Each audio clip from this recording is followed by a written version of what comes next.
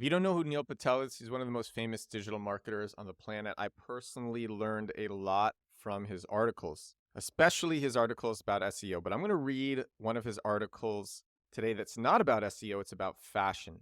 The title of the article is How Spending $162,301 on Clothes Made Me $692,500. To old school digital marketers, this is a pretty well-known article that went viral. But what's peculiar is Neil Patel took it down.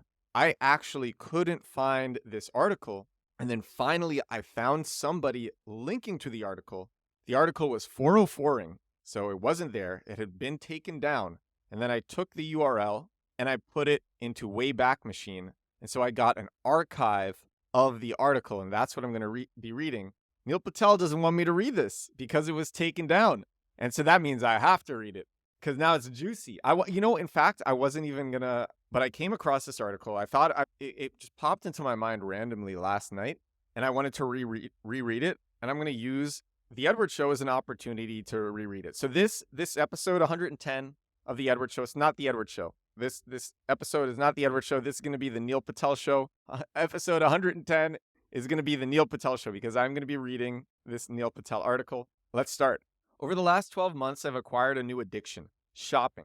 And it's not because I love clothes. The reality is I don't care for them at all. At home, I walk around in .com t-shirts and basketball shorts because it's super comfortable. If it were up to me, I would wear that all day, including in business meetings. But over the last 12 months, I've noticed that when I dress nicer, I seem to be getting larger business deals. Mainly, it's because people assume that I'm well off based on how well I dress. Funnily enough, I've done all right for a while now, but it's only in the last 12 months that I've been dressing extremely well. I've always dressed somewhat decently because I've learned that it builds trust and credibility. And dressing well helped grow my consulting rate from $100 to over $1,000, all because of clothes. I want to stop for a second. Something that this is on one of Neil Patel's sites called quicksprout.com. And this was on it. One of the things that Neil Patel has always done well within his blogs that I'm just remembering right now is that he interlinks between his blogs and his posts super well. So he just links all throughout his articles to different articles that he's written. And when you land on one of his articles, it's really easy to go down the rabbit hole reading his stuff because he links from one article to another article to another article. And honestly, that's something that I put up all of my newsletters. My newsletter is edwardsturm.com/newsletter. By the way, yesterday's newsletter was fire. I got so many amazing comments saying people enjoyed it. So thank you. And I put up all of my newsletters on my articles page on edwardsturm.com. If you don't want to subscribe, you can just read all the newsletters at edwardsturm.com/articles. And one of the things that I could do better is I could be interlinking between them so that once somebody starts reading one article, they go down the rabbit hole and read a bunch of my articles. And then that develops brand loyalty, and then they subscribe, and then they're more likely to purchase or convert in whatever way I choose. And that's something that Neil Patel has done very, very, very well. He's developed a loyal fan base partly because of that. I'm going to continue. This is Neil Patel now.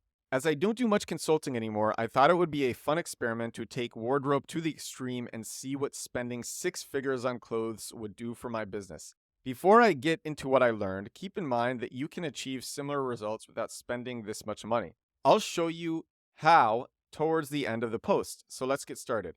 How do you spend $162,301.42 on clothes? That's a good question, and to be honest, I never thought clothes cost that much either. I mainly shop at 3 stores, Tom Ford, Dolce & Gabbana, and Burberry. And because I am a conservative business guy, I tend to wear clothes that are black, white, blue, or gray. So I'm not buying anything that looks crazy. I buy so I can attend a ton of business meetings and functions. The sad part is suits, jackets, tuxedos, and briefcases aren't very affordable. Plus, I meet with a lot of the same people often, so I try not to wear the same thing over and over again. Suits like the ones below range from $2,000 to $7,000 a pop. He shared some images. Then there's a briefcase. Briefcases like this one below, start at $3,000. Shoes like the ones below start at $1,790 and can go up to $5,500. And it doesn't stop there. Add the accessories from belts to ties to tie clips, it all adds up. Even my white dress shirts end up costing around $750. Now that you understand how one can spend that much on clothes, let's dive into how it's helped me generate more income. How fancy clothes can make you more money.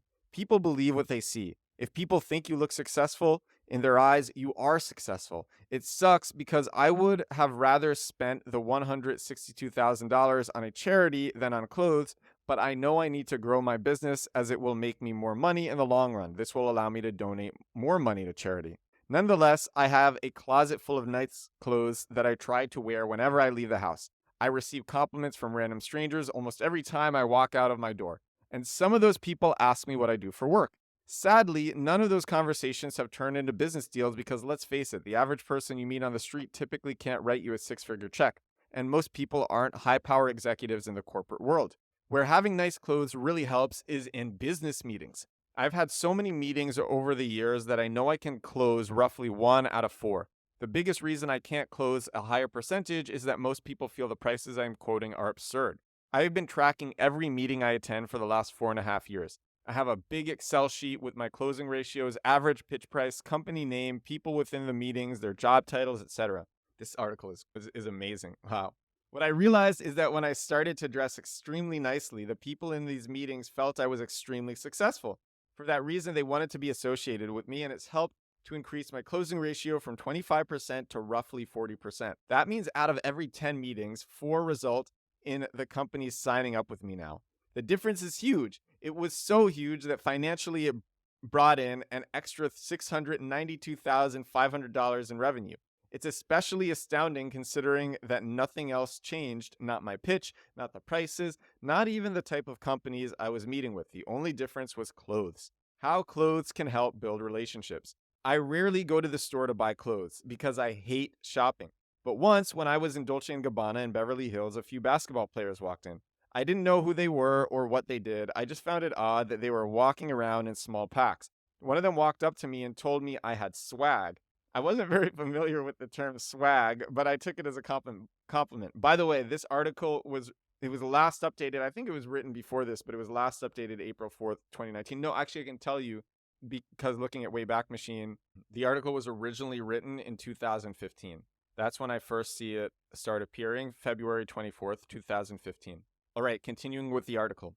The guy who said I had swag asked me what I did. I gave him my standard spiel about me doing crap on the internet, and he told me a bit about himself. He's a financial manager for a lot of the popular sports players out there. He teaches them how to save and invest money.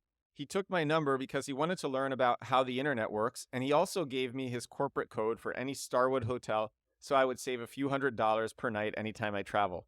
It may not sound like big savings, but when you consider that I'm on the road for at least 200 days out of the year, it really adds up. As some of his basketball colleagues were roaming around, one picked up a cashmere hoodie that was going for around $2,000. He asked me what I thought of it. I told him I liked it so much that I already bought it. When asked what I was going to wear it with, I said gym shorts, as I plan on using it while I run. He thought I was crazy, and to some extent I am. After that, however, I received a few dozen texts from him and his friends who gave me free NBA All-Star tickets worth around $4,000, a few free courtside tickets to some Miami Heat games, and a few new business opportunities. This is so good. But could it just be me?